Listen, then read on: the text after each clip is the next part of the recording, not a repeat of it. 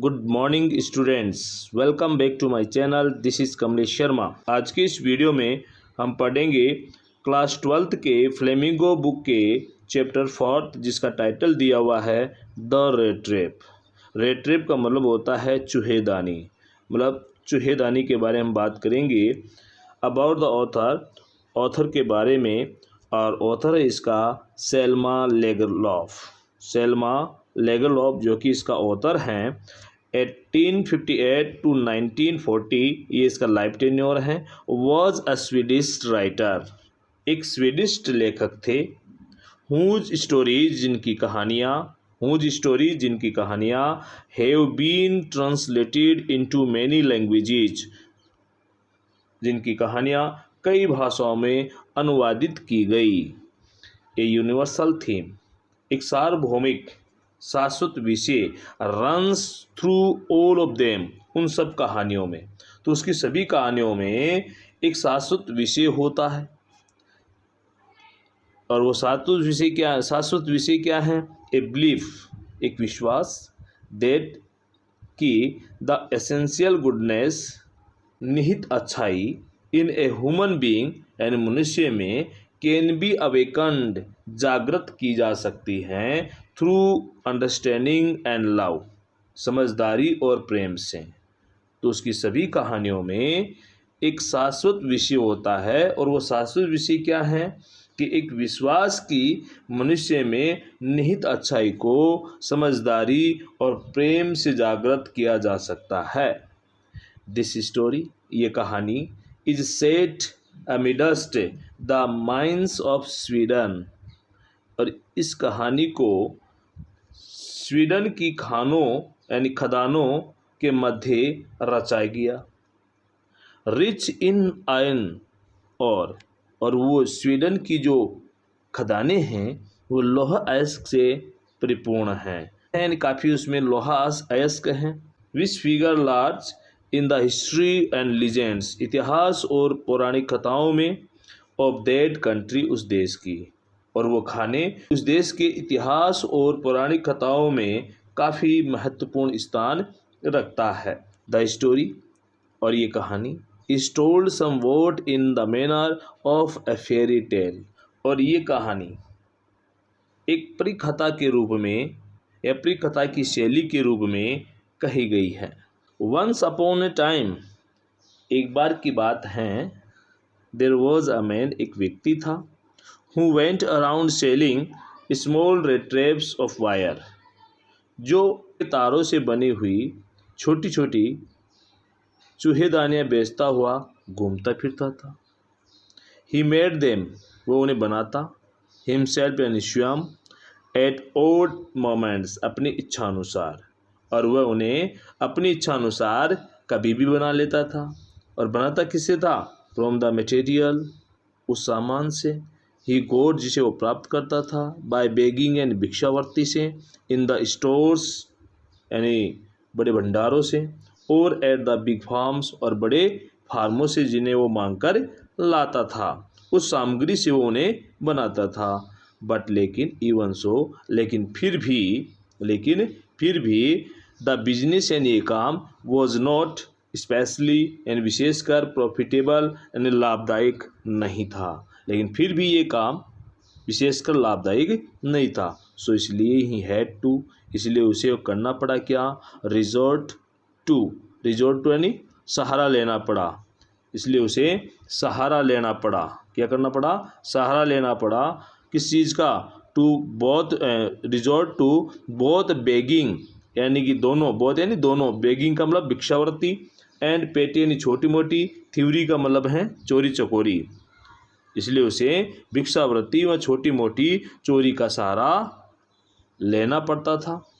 To keep his body and soul together, यानी स्वयं को जीवित रखने के लिए, जिससे क्या कर सके? वो स्वयं को जीवित रख सके। To keep body and soul together, ये ईडियम है जिसका मतलब होता है जीवित रखना, जिंदा रखना, जीवित रहना। इवन सो, फिर भी, हिज क्लोथीज, फिर भी उसके कपड़े, वर इन रैक्स, फिर भी उसके कपड़े, यानी ऐसा करते हुए भी उसके कपड़े फटे पुराने थे। हिज चिक्स, उसके गाल, वर संकन, वर्षंकन का मतलब अंदर की ओर धसे हुए थे। एंड हंगर और भूख तो ग्लीम्ड इन हिज आइज, और भूख तो उसकी आंखों में मानो चमक रही थी, मतलब उसकी आंखों में झांकती थी।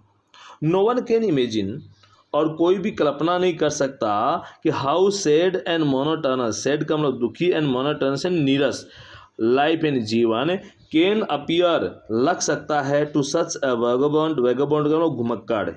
तो कोई भी कल्पना नहीं कर सकता कि ऐसे घुमक्कड़ व्यक्ति के लिए जीवन कितना नीरस और दुख भरा लग सकता है, यानी प्रतीत हो सकता है। Who plots, who plots, who plots का मतलब है जो थके हुए कदमों से चलता है।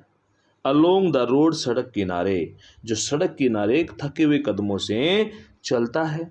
Left to his own meditations, अपने ही ध्यान में, अपने ही ख्याल में खोया हुआ, जो अपने ही चिंतन में खोया हुआ होता है, जो सड़क किनारे थके हुए कदमों से चलता है। बट लेकिन वन डे, लेकिन एक दिन, दिस मैन, एक दिन ये व्यक्ति, had fallen into A line of thought, लेकिन ये व्यक्ति एक दिन एक विचारधारा में पड़ गया। ए लाइन ऑफ थॉट का मतलब विचारधारा। तो एक दिन ये व्यक्ति एक विचारधारा में पड़ गया। विच, जिसे रियली सीम्ड, जो वास्तव में प्रतीत हुई, लगी, टू हिम, उसे, एंटरटेनिंग, आनंददायक, मनोरंजन, जो वास्तव में उसे बहुत ही मनोरंजन यानी मज़ेदार लगी। He had naturally been thinking of his rate trips, तो ही हैड नेचुरली, वह स्वाभाविक रूप से बीन थिंकिंग यानी विचार कर रहा था, ऑफ हिज ट्रैप्स यानी अपने चूहेदानियों पर, यानी अपने चूहेदानियों के बारे में। व्हेन, जब, यानी तभी, सडनली यानी अचानक, he was struck by the idea, struck by the idea का मतलब है तभी अचानक उसे एक विचार सूझा। और क्या विचार सूझा कि देयर द होल वर्ल्ड, और उसे क्या विचार सूझा कि there the whole world about him, कि उसकी चारों ओर की दुनिया।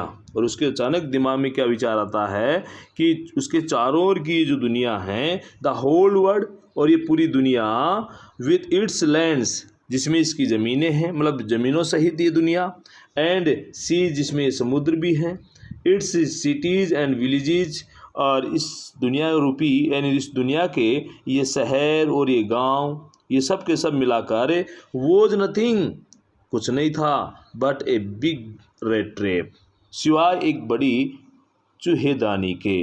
तो कहने का मतलब अचानक से उसके दिमाग में क्या विचार आता है कि ये पूरी दुनिया, जिसमें ये लैंड्स, सीज, सिटीज़ और विलेजेस आ जाते हैं, ये सब मिलाकर एक बड़े चूहेदानी के सिवाय और कुछ भी नहीं था, ऐसा विचार उसके दिमाग में आता है। तो स्टूडेंट्स, मैं बता दूं, यहीं से इस पार्ट का, इस लेसन का यही एक मूल पॉइंट है जो उसके दिमाग में आता है, और इसी पर पूरा ये लेसन टिका हुआ है। और आगे इसी पैराग्राफ को पढ़ते समय आपको पता चलेगा कि एक्चुअल में बात क्या है। तो it had never existed for any other purpose, और ये दुनिया किसी और उद्देश्य के लिए नहीं बनी थी, मतलब किसी और उद्देश्य के लिए नहीं थी, देन सिवाय to set beds for people, लोगों के लिए ललचाने वाली वस्तु को सेट करने यानी रखने के अलावा। इट ऑफर्ड रिचेज, और फिर ये दुनिया धन दौलत, जॉयज आनंद, शेल्टर शरण घर, एंड फूड भोजन, हीट गर्माहट, एंड क्लोथिंग और कपड़े, ये दुनिया हमें क्या करती हैं, प्रदान करती हैं, देती हैं। किस प्रकार से, एग्जैक्टली ठीक उसी प्रकार से, एज द रेड ट्रैप, जिस प्रकार से ये चूहेदानी ऑफर्ड प्रस्तुत करती है, मतलब देती है, हमें प्रदान करती हैं, चीज एंड पॉक, चीज और पॉक का मतलब सुअर का मांस, जिसे ललचाने वाली वस्तु यहाँ पर कही गई है। एंड और एज सुन एज, जैसे ही, एनीवन लेट हिमसेल्फ बी टेम्पेटेड, और जैसे ही कोई व्यक्ति अपने आप को इसके प्रति ललचा लेता है, टू टच, छूने के लिए, द बेट, इस ललचाने वाली वस्तु को, जैसे ही कोई व्यक्ति इस दुनिया रूपी इस ललचाने वाली वस्तु को छूने के लिए अपने आप को ललचा लेता है यानी एग्री कर लेता है, तो it closed in on him, तो ये उस पर बंद हो जाती हैं, मतलब ये उसको क्या कर देती हैं, कैद कर देती हैं, मतलब वो व्यक्ति उसमें फंस जाता है। एंड देन, और फिर everything came to an end, और फिर सब कुछ समाप्त हो जाता है। The world had of course never been very kind to him, ये दुनिया उसके लिए कभी भी बहुत दयालु नहीं रही थी, सो इसलिए it gave him unwanted joy to think ill of it in this way, तो इन दिस वे, इस प्रकार से इस दुनिया के बारे में गलत विचार करते हुए, बुरा सोचकर उसे अनवांटेड एंड अस्वाभाविक आनंद की प्राप्ति होती थी। इट बिकेम, और फिर यह विचारना बन गया था, ए चेरिश्ड यानी एक प्रिय पसंदीदा, पास टाइम यानी मनोरंजन, ऑफ हिज यानी उसका, और फिर ऐसा विचार करना उसका एक प्रिय मनोरंजन का विषय बन गया था। ड्यूरिंग मैनी ड्रीरी का मतलब होता है नीरस, प्लोडिंग्स का मतलब होता है थकाऊ पद यात्राओं के दौरान, तो अनेक नीरस और थकाऊ पद यात्राओं के दौरान। टू थिंक ऑफ पीपल, उन लोगों के बारे में सोचना। ही न्यू, जिन्हें वो जानता था। Who had let themselves be caught in the dangerous snare, dangerous यानी खतरनाक, स्नेयर यानी जाल, जिन्होंने स्वयं को इस खतरनाक जाल या फंदे में फंसने दिया। एंड ऑफ द अदर्स, और अन्य दूसरे लोगों के बारे में सोचना। हु वर स्टिल सर्कलिंग, जो अभी चारों ओर चक्कर लगा रहे हैं। अराउंड द बेट, उस ललचाने वाली वस्तु के यानी उस चारे के जो चारों ओर अभी भी क्या कर रहे हैं, चक्कर लगा रहे थे। वन डार्क इवनिंग, एक अंधेरी संध्या को, वन डार्क इवनिंग एक अंधेरी संध्या को, ही वॉज ट्रजिंग अलोंग, वह गिरते पड़ते चल रहा था। जब वह सड़क के किनारे गिरते पड़ते चल रहा था, ही caught sight of a little grey cottage, तो उसकी नज़र एक बाय द रोड साइड यानी सड़क किनारे एक मटमैले रंग की छोटी सी झोंपड़ी पे पड़ी। एंड और he knocked on the door, और वह दरवाजे पर पहुंचा। To ask shelter for the night, रात्रि शरण मांगने के लिए। और वह कहाँ पहुंचा, उस झोंपड़ी पर चला गया रात्रि शरण लेने के लिए। नोर वॉज ही रिफ्यूज्ड, यानी उसे मना नहीं किया गया। इंस्टेड, बजाय यानी मना करने के बजाय, ऑफ द सोर फेसिस, तो इंस्टेड बजाय, ऑफ द सोर फेसिस यानी बजाय उन कड़वाहट चेहरों के, कड़वाहट भरे हुए चेहरों के, विच ऑर्डनली जो सामान्यतया मेट हिम जो उसे दिखा करते थे। द ओनर, उस झोंपड़ी का मालिक, who was an old man, जो एक वयोवृद्ध व्यक्ति था, एन बूढ़ा व्यक्ति था। विदाउट वाइफ और चाइल्ड, बिना पत्नी और या फिर बच्चे के। Was happy to get someone, यानी किसी व्यक्ति को पाकर प्रसन्न हो गया। To talk to in his loneliness, यानी अपने अकेलेपन, अपने शून्यपन यानी अकेलेपन के समय में किसी व्यक्ति को पाकर वो प्रशंसित हो गया। इमीडिएटली, तुरंत ही पुट द पोरिज, पोरी यानी दलिया, पॉट यानी बर्तन, ऑन द फायर यानी चूल्हे पर यानी आग पर, उसने तुरंत ही क्या करा, दलिया चढ़ा दिया। एंड गेव हिम सपर, और उसे रात्रिकालीन भोजन दिया, मतलब रात का खाना दिया। देन, और फिर ही कार्व्ड ऑफ, और फिर उसने काटा, सच अ बिग स्लाइस, इतना बड़ा टुकड़ा, फ्रॉम हिज तंबाकू रोल, अपने तंबाकू के पिंड से। और फिर उसने अपने तंबाकू के पिंड से इतना बड़ा टुकड़ा काटा कि देट इट वॉज एनफ, कि ये पर्याप्त था। Both for the strangers pipe, and stranger की चिलम, एंड हिज ओन, अपनी स्वयं की चिलम के लिए पर्याप्त था। फाइनली, अंततः he got out an old pack of cards, pack of cards का ताश की गड्डी, और फिर आखिर में उसने एक ताश की गड्डी निकाली। एंड प्लेड, और फिर खेले। मजोलिस, मजोलिस कोई गेम का नाम है। फिर उन्होंने मजोलिस गेम खेला। कब तक किसके साथ खेला, विद हिज गेस्ट, अपने मेहमान के साथ। अनटिल बेड टाइम, सो जाने के समय तक, यानी सोने के समय तक, सो जाने के समय तक वो क्या करते रहे, मजोलिस नामक खेल खेलते रहे।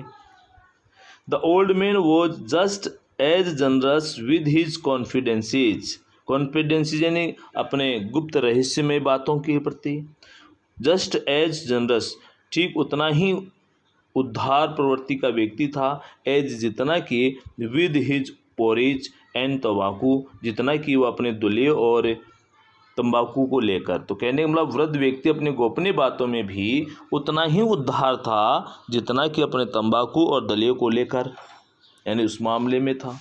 The guest was informed at once, और उस गेस्ट को तुरंत ही मेहमान को तुरंत ही ये सूचित कर दिया गया कि दैट कि in his days of prosperity कि अपनी संपन्नता के दिनों में हिज होस्ट यानी उसका मेजबान हैड बीन ए क्रॉप्टर कि वो एक छोटा किसान हुआ करता था, एक बाड़े वाला हुआ करता था। एट रेमजो आयरन वर्क्स, तुरंत ही गेस्ट को ये खबर दे दी गई यानी सूचना कर दी गई कि उसका जो मेजबान है वह रेमजो आयरन वर्क्स पर संपन्नता के दिनों में एक क्रॉप्टर के रूप में हुआ करता था, एक छोटे किसान के रूप में हुआ करता था। And had worked on the land, और उसने ज़मीन पर काम किया था, मतलब वो काम कर चुका था। नाउ अब जबकि he was no longer able to do day labour, अब जब वह दिन का मेहनत करने के प्रति सक्षम नहीं था, तो इट वॉज हिज काउ, अब ये उसकी गाय थी, वी सपोर्टेड हिम जो उसे सहारा देती थी। यस हाँ, दैट बसी का वॉज एक्स्ट्रा ऑर्डनरी, हाँ वह बसी यानी वो तगड़ी, काउ वॉज एक्स्ट्रा ऑर्डनरी यानी गाय असाधारण थी, मतलब वो तगड़ी गाय जो थी वो असाधारण गाय थी। She could give milk for the creamery का मतलब होता है मक्खनशाला, एवरी डे प्रतिदिन, और वह प्रतिदिन मक्खनशाला के लिए दूध देती थी। एंड लास्ट मंथ, और पिछले महीने, he had received all of 30 kronor in payment, और पिछले महीने एक पेमेंट स्वरूप 30 क्रोनोर की रकम या पैसा उसने प्राप्त किया था।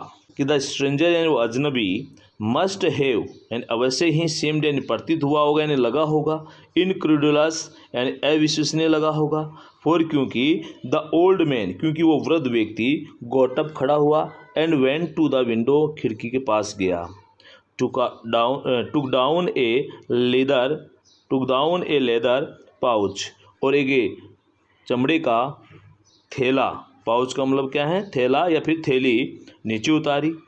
विच हैंग ऑन ए नेल जो एक खूंटी से टकी हुई थी, in the very window frame मतलब खिड़की के चौखट पर लगी हुई कील से जो कि लटका हुआ था। एंड पिक्ड आउट और निकाला 3 रिंकल्ड यानी 3 रिंकल्ड यानी मुड़े हुए 10 क्रोनोर बिल्स यानी 10 क्रोनोर के नोट निकाले। दीज इन्हें ही हेल्ड अप इन्हें वो उसने पकड़े रखा, बिफोर द आइज यानी आँखों के सामने, ऑफ हिज गेस्ट अपने मेहमान की, और उन नोटों को वो अपने मेहमान की आँखों के सामने पकड़े रखा। नोडिंग नोविंगली यानी जानबूझकर ये सिर हिलाते हुए सहमति में, एंड देन और फिर स्टब्ड और फिर ठूसा, देम उन्हें बैक इनटू द पाउच और फिर इन्हें वापस उस पाउच में यानी वापस उस थैले में ठूस दिया। द नेक्स्ट डे अगले दिन, बोथ मैन वो दोनों व्यक्ति गोट अप इन गुड सीजन समय पर जल्दी उठ गए, और अगले दिन दोनों के दोनों समय पर जल्दी उठ गए। द क्रॉप्टर वॉज इन अ हरी वो छोटा किसान जल्दी में था, टू मिल्क हिज काउ अपनी गाय का दूध निकालने में। And the other man probably और शायद दूसरा व्यक्ति संभवतः थोड़ा उसने ये विचारा कि he should not stay in bed कि उसे बिस्तर में पड़े नहीं रहना चाहिए यानी सोते हुए नहीं रहना चाहिए। व्हेन जब the head of the house जब घर का मुखिया हेड गोटन अप जब उठ गया है तो they left the cottage at the same time मतलब एक ही समय में उन्होंने झोपड़ी छोड़ी, मतलब झोपड़ी से वो एक ही समय रवाना हुए। द क्रॉप्टर लॉक द डोर उस छोटे किसान ने दरवाजे को लॉक किया यानी ताला लगाया, and put the keys in his pocket और चाबियों को अपने जेब में रखा and put the key in his pocket, और चाबी को अपने जेब में रखा। The man with the red traps, और चूहे धाने वाला वो व्यक्ति सेड गुड बाय, ने अलविदा कहा, एंड थैंक यू, और उसे शुक्रिया कहा, एंड देयर अपॉन, और उसके बाद each went his own way, और उसके बाद प्रत्येक अपने रास्ते पर चल पड़े।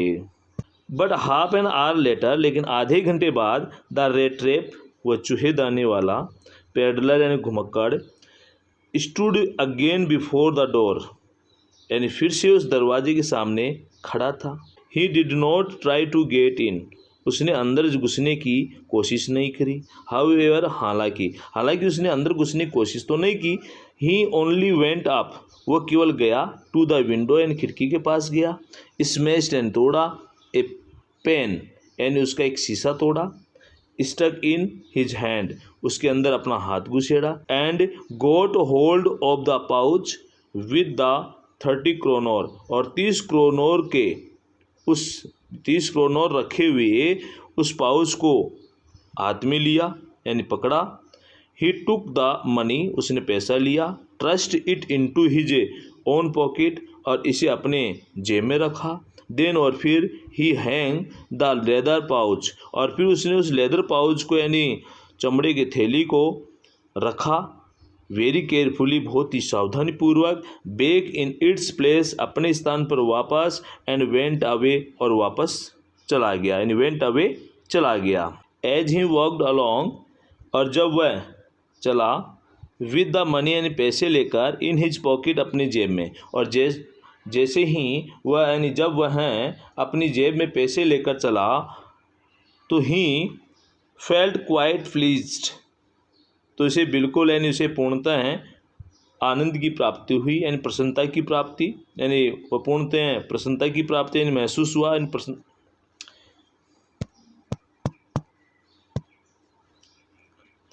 As he walked along with the money in his pocket, और जब वह अपनी जेब में पैसे रखकर चला, तो he felt quite pleased with his smartness, तो उसे अपनी चतुराई पर प्रसन्नता महसूस हुई, यानी उसे प्रसन्नता हुई, प्रसन्न हुआ।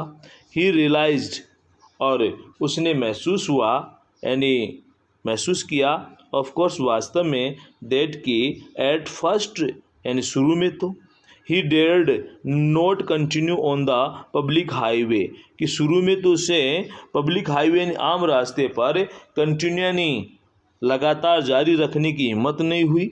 बल्कि must turn off the road, बल्कि उसे इनटू द वुड्स, यानी रोड को छोड़कर जंगल में चले जाना चाहिए, मतलब जंगल में जाना होगा। वुड्स का मतलब जंगल। ड्यूरिंग द फर्स्ट आवर्स, शुरुआती घंटों में, कौन से घंटों में? शुरुआती घंटों में। This caused him no difficulty, वहाँ जंगल में चलना या चलते हुए उसे कोई कठिनाई या परेशानी नहीं हुई। लेटर, यानी बाद में, इन द डे, यानी दिन में, फिर बाद के समय, इट बिकेम वर्स, स्थिति उसके लिए ज़्यादा खराब हो गई। फॉर, क्योंकि it was a big and confusing forest, क्योंकि ये एक बड़ा और उलझन में डाल देने वाला जंगल था। विच, जो कि, ही हैड गोटन इनटू, जिसमें कि वो प्रवेश कर गया था। ही ट्राइड, उसने कोशिश की। टू बी श्योर, आश्वस्त होने के लिए। To walk in a definite direction, एक निश्चित दिशा में चलने के लिए। तो निश्चित दिशा में चलने के लिए, आश्वस्त होने के लिए उसने कोशिश की। बट लेकिन द पाथ्स, लेकिन वो रास्ते, ट्विस्टेड, मुड़ जाते, बैक एंड फोर्थ, आगे पीछे, सो स्ट्रेंजली, यानी बहुत ही अजीब तरीके से, लेकिन वो रास्ते बहुत ही अजीब तरीके से आगे पीछे घूम जाते, यानी अचानक चेंज हो जाते। He walked and walked without coming to the end of the wood, यानी वो जंगल का अंत आए बिना लगातार चलता रहा। एंड फाइनली, और अंत में, ही रियलाइज्ड, और आखिर में उसे महसूस हुआ कि that he had only been walking, कि केवल वो चल रहा था अराउंड, यानी चारों ओर, in the same part of the forest, जंगल के एक ही भाग में। और आखिर में उसे विश्वास हुआ, यानी आखिर में उसे एहसास हुआ कि वो जंगल के एक ही भाग में चारों ओर घूम रहा था। ऑल एट वंस, और तभी अचानक, ही रिकॉल्ड, उसे याद आया, हिज थॉट्स, अपने विचार, अबाउट द वर्ल्ड, इस दुनिया के बारे में, एंड द रेट ट्रैप, और उस चूहेदानी के प्रति, यानी उस चूहेदानी के बारे में उसके जो विचार थे अचानक से उसे याद आते हैं। ना और अब his own turn had come, अब उसका स्वयं का टर्न यानी बारी आ गई थी। ही हैड लेड हिमसेल्फ, यानी उसने अपने आप को अनुमति दी, बी फूल्ड, यानी मूर्ख बनने की, यानी उसने अपने आप को मूर्ख बनने दिया, बाय ए बेट, एक ललचाने वाली वस्तु के द्वारा, एंड हैड बीन कोट, और वो फंस गया, यानी खुद भी उस दुनिया रूपी चूहेदानी में फंस गया, क्योंकि यहाँ पर क्रोनोर क्या था, दुनिया रूपी चूहेदानी में रखे हुए ललचाने वाली वस्तु हैं। द होल फॉरेस्ट, पूरा पूरा जंगल, विथ इट्स ट्रंक्स, यानी इसमें लट्ठे, एंड ब्रांचेज, यानी इन शाखाओं सहित, इट्स थिकेस्ट, यानी इसकी झुरमुट सहित, एंड फॉलन लॉग्स, और इसके पड़े हुए जो लकड़ी के जो लट्ठे हैं उन सभी सहित, क्लोज इन अपॉन हिम, उसके ऊपर से बंद हो गया, लाइक एन इम्पेनिट्रेबल, इनपेनिट्रेबल का मतलब होता है अभेद्य, प्रिजन यानी जेल की भांति। और ये सब का यानी ये पूरा पूरा जंगल जो कि एक अभेद्य जेल की भांति, फ्रॉम विच, जिससे ही कुड नेवर एस्केप, जिससे वो कभी बचकर नहीं जा सकता था, बंद हो गया। इट वॉज लेट इन दिसंबर, और ये दिसंबर के महीने का सेकेंड फोर्थ नाइट का समय था, मतलब दूसरे पखवाड़े का टाइम था। डार्कनेस एंड अंधेरा was already descending over the forest, पहले से ही जंगल पर छा गया था, पहले से ही जंगल पर छाने लगा था। दिस इंक्रीज, और इस अंधेरे ने बढ़ा दिया था, द डेंजर, यानी खतरे को, and increase also his gloom and despair, और उसकी उदासी और निराशा को भी बढ़ा दिया था। फाइनली, और अंत में, he saw no way out, और आखिर में जब उसे कोई रास्ता दिखाई नहीं दिया तो ही सेंक डाउन ऑन द ग्राउंड, वो ज़मीन पर लुढ़क गया, गिर गया, टायर्ड टू डेथ, थक कर मरे के समान, थक कर मरे के समान। थिंकिंग दैट, ये सोचते हुए, विचार करते हुए कि that his last moment had come, कि उसका अंतिम क्षण आ गया था।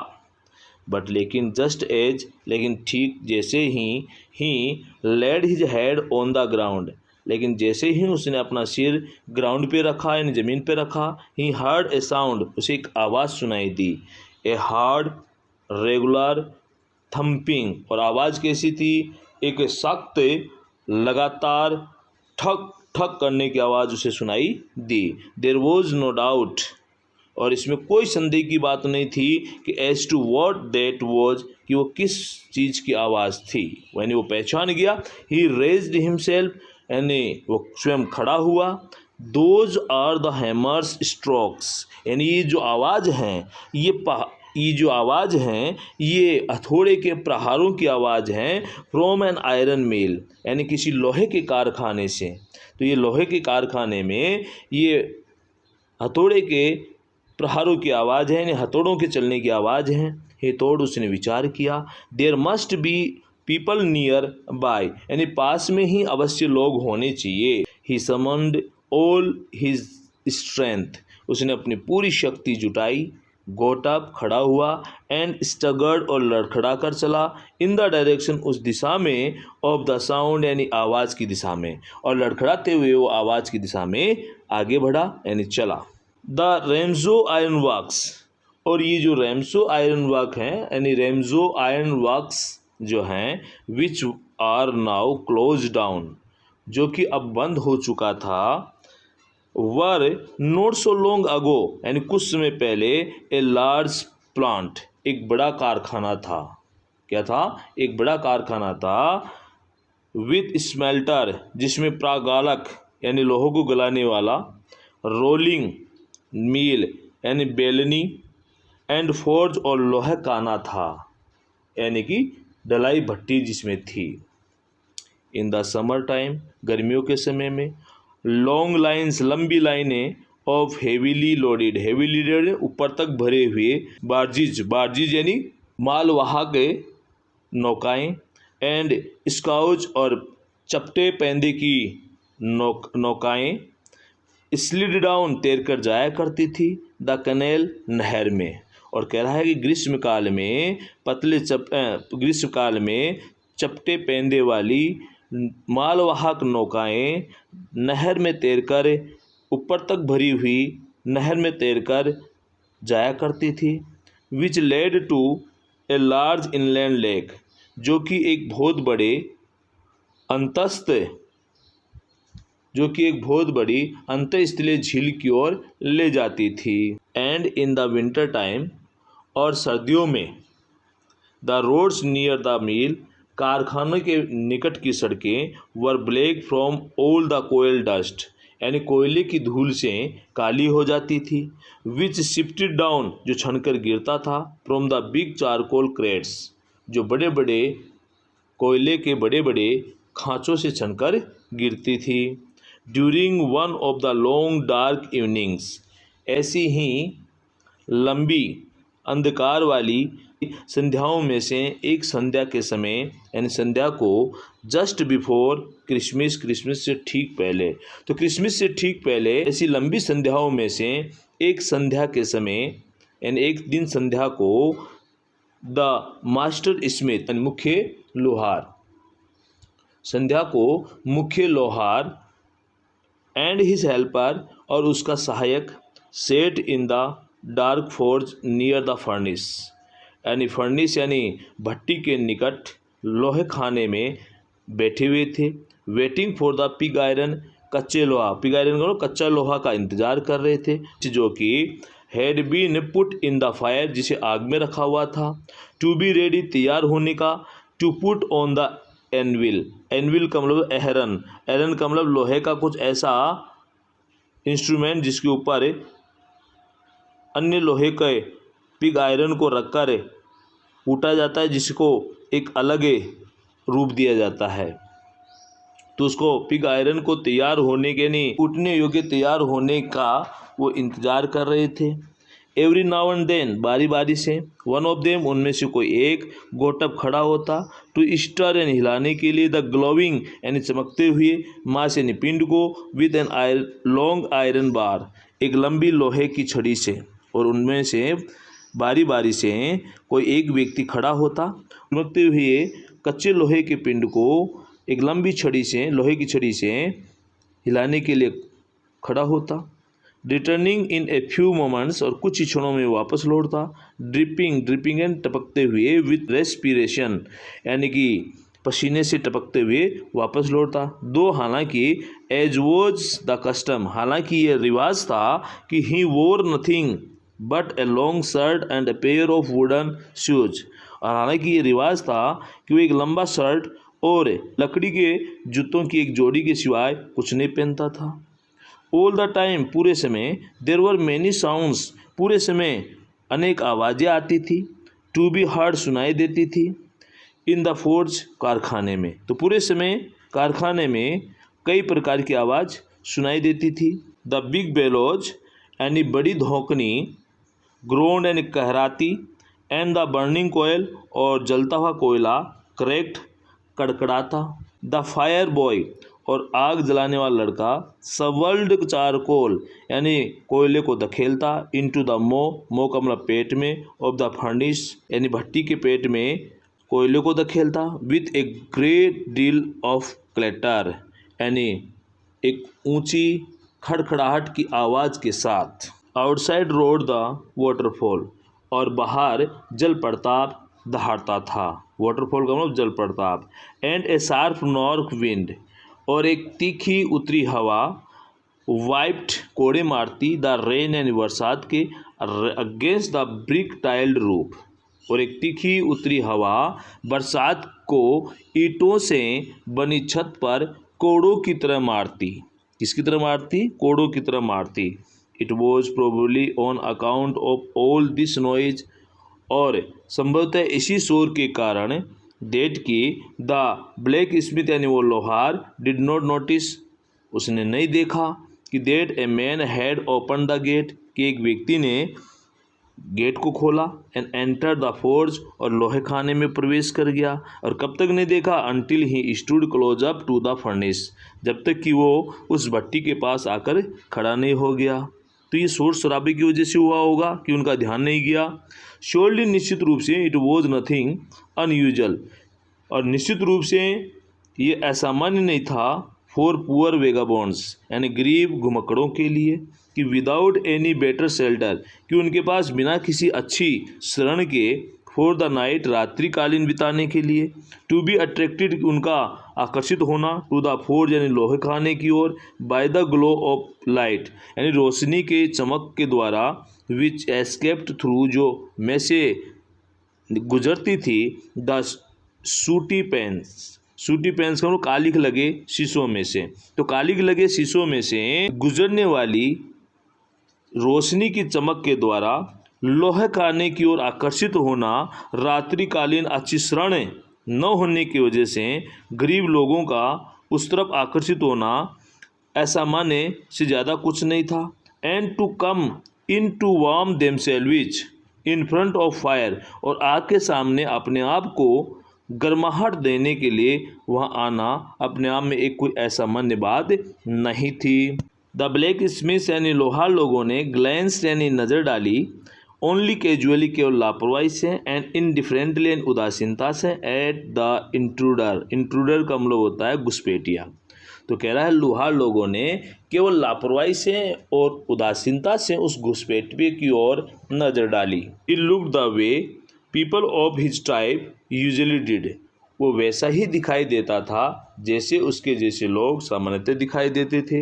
With a long beard, dirty, ragged, लंबी, डर्टी यानी लंबी दाढ़ी, डर्टी यानी गंदी, रेग्ड यानी गंदे मटमेले कपड़े, फटे पुराने कपड़े, फटेहाल, एंड विद ए बंच यानी गुच्छा ऑफ रेड ट्रैप्स यानी चूहेदानियों का, डेंगलिंग यानी लटकते हुए, ऑन ही चेस्ट यानी अपनी छाती पर। तो क्या कह रहा है? लंबी दाढ़ी वाले, गंदे फटेहाल और उसकी छाती पर झूलती हुई चूहेदानियों का एक गुच्छा जो था। ही आस्क्ड परमिशन, उसने अनुमति मांगी, टू स्टे यानी ठहरने की इजाज़त यानी परमिशन मांगी। And the master black Smith, और मुख्य लोहार ने नोडिड यानी सहमति से यानी सहमति दी, सिर हिलाकर सहमति दी। एंड नोट यानी घमंड भरी, कंसेंट यानी सहमति, और मुख्य लोहार ने उसे घमंड भरी सहमति देते हुए अपनी गर्दन हिलाई। Without honouring him with a single word, उसके सम्मान में एक शब्द भी बोले बिना, एक शब्द भी बोले बिना। द ट्रैम्प यानी वो घुसपैठिया डिड नॉट से एनीथिंग, उस घुसपैठिए ने भी कुछ नहीं कहा, उस घुमक्कड़ ने भी कुछ नहीं कहा। He had not come there, वो वहाँ नहीं आया था किसके लिए? टू टॉक, बातचीत करने के लिए। तो वहाँ पर बातचीत करने के लिए नहीं आया था, बट बल्कि only to warm himself and sleep, केवल अपने आप को गर्म करने और नींद लेने वो वहाँ आया था। तो स्टूडेंट्स, आज के इस वीडियो में इतना ही। नेक्स्ट पार्ट को हम नेक्स्ट वीडियो में देखेंगे। Have fun and enjoy the learning. Thank you.